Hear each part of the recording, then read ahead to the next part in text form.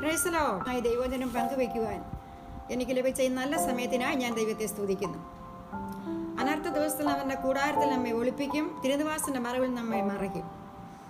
അങ്ങനെ ഈ പ്രത്യേക ദിവസങ്ങളിൽ, പ്രത്യേക മണിക്കൂറുകളിൽ നമ്മളെ ഓരോരുത്തരെയും കർത്താവ് സൂക്ഷിക്കുന്നു.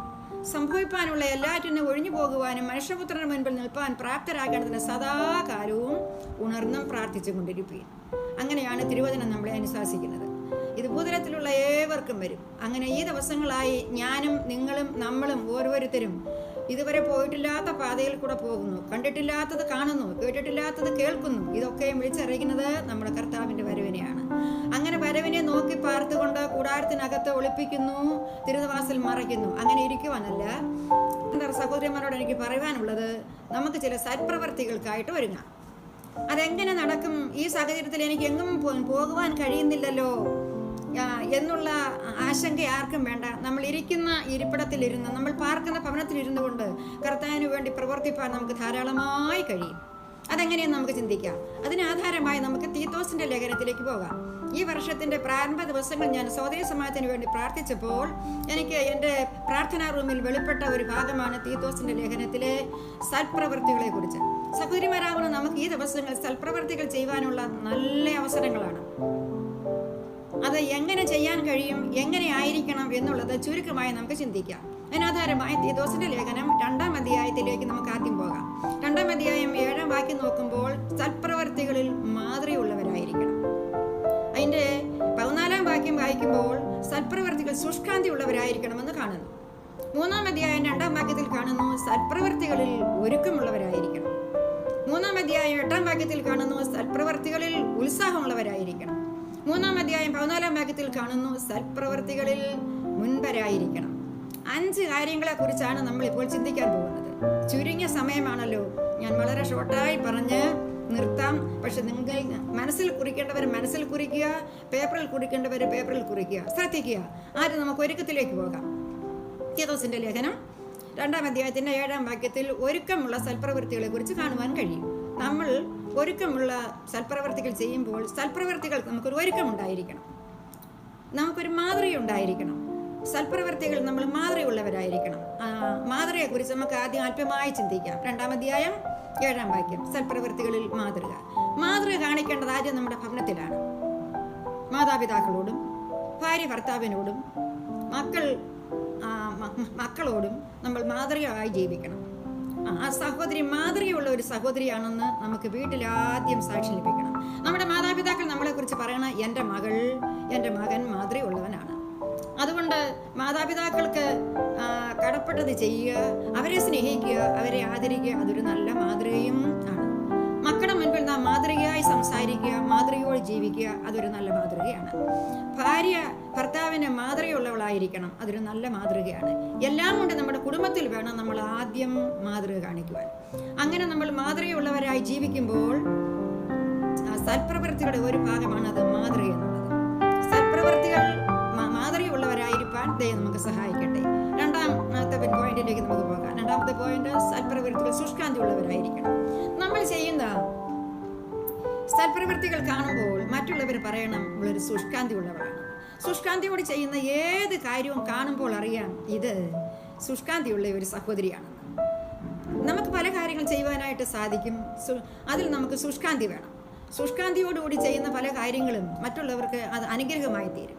അങ്ങനെ നമ്മുടെ നല്ല പ്രവൃത്തിയെ ശുഷ്കാന്തിയോടുകൂടി ചെയ്ത് നമുക്ക് ഫലമുള്ളവരായി തീരുവാൻ കർത്താവ് നമുക്ക് സഹായിക്കട്ടെ. അതിനെ നമുക്ക് ചിന്തിക്കാം. നമ്പർ 1 മാതൃക, നമ്പർ 2 ശുഷ്കാന്തി ഉള്ളവർ. ഇനി നമുക്ക് ഈ ശുഷ്കാന്തി ഉള്ളവർക്ക് മറ്റൊരു കാര്യം കൂടെ കാണാം. അവിടെ ജീവിതത്തിൽ എല്ലാറ്റിനും ഒരു ടൈം ടേബിൾ ഉണ്ടായിരിക്കും. ആ ടൈം ടേബിൾ അനുസരിച്ച് അവർ രാവിലെ എഴുന്നേൽക്കും, വീട്ടിലെ കാര്യങ്ങളെല്ലാം ചെയ്യും, ശുഷ്കാന്തിയോട് ചെയ്യും. അപ്പം നമ്മുടെ അന്നത്തെ സഹോദരി സമാജമൊക്കെ അനുഗ്രഹമായിരിക്കും. ചർച്ചിൽ നമുക്ക് തക്ക സമയത്ത് എത്തുവാൻ കഴിയും. ശുഷ്കാന്തിയോട് ചെയ്യുന്ന എല്ലാ കാര്യങ്ങളും കാണുമ്പോൾ കൊള്ളാം എന്ന് മറ്റുള്ളവരോട് പറയും. അതൊരു നല്ല കാര്യമാണ്. അങ്ങനെ സഹോദരിമാരാകുന്ന നമുക്ക് ശുഷ്കാന്തിയോടുകൂടി സൽപ്രവൃത്തികളിലേക്ക് ഇടപെടാം. നമ്പർ 3, ഒരുക്കമുള്ളവരായിരിക്കണം. 3-ാം അധ്യായത്തിന്റെ 2-ാം വാക്യത്തിൽ ഒരുക്കത്തെക്കുറിച്ച് കാണുന്നു.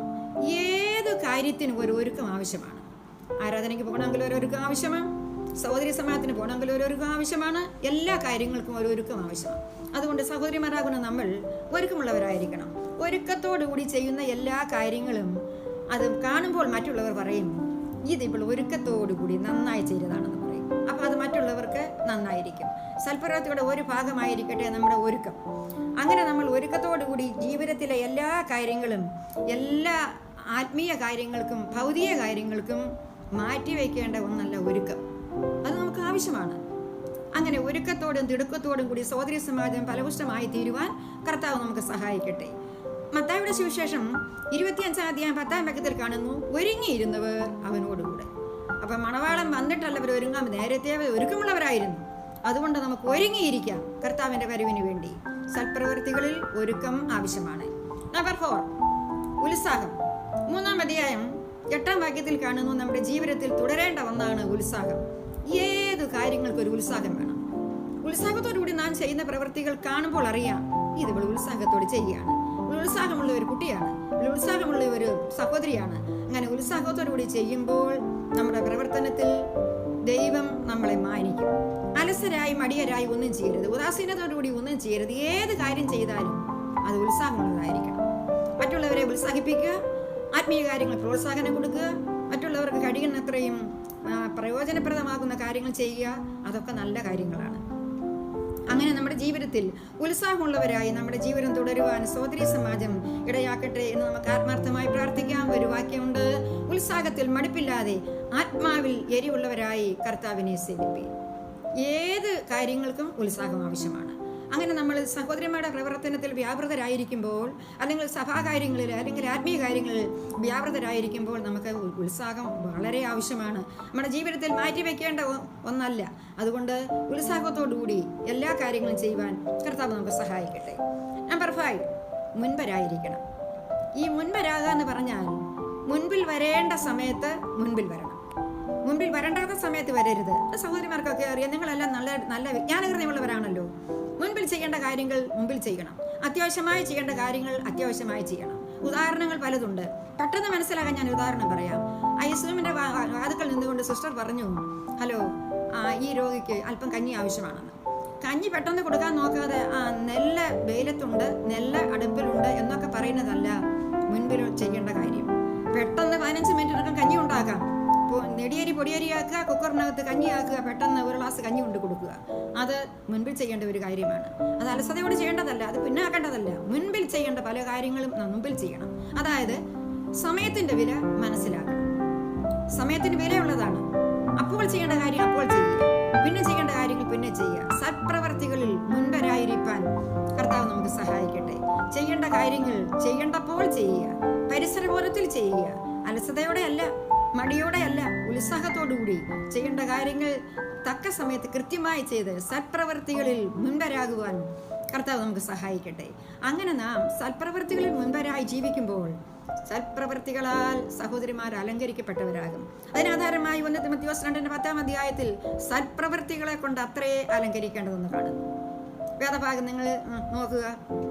ഇപ്പൊ നമ്മൾ 5 കാര്യങ്ങൾ ചിന്തിച്ചു. 6ാമത്തെ പോയിന്റാണ് സൽപ്രവൃത്തികളാൽ നമ്മൾ അലങ്കരിക്കപ്പെടുക. ഒന്നാമതായിട്ട് നമ്മൾ ചിന്തിച്ചത് സൽപ്രവൃത്തികളിൽ മാതൃക, 2ാമതായിട്ട് ചിന്തിച്ചത് സൽപ്രവൃത്തികളിൽ ശുഷ്കാന്തി, 3ാമത് സൽപ്രവൃത്തികളിൽ ഉത്സാഹം, 4ാമത് സൽപ്രവൃത്തികളിൽ മാതൃക. എല്ലാ നിലയിലും 5ാമതായിട്ട് ചിന്തിച്ച സൽപ്രവൃത്തിയിൽ മുൻപരാകുക.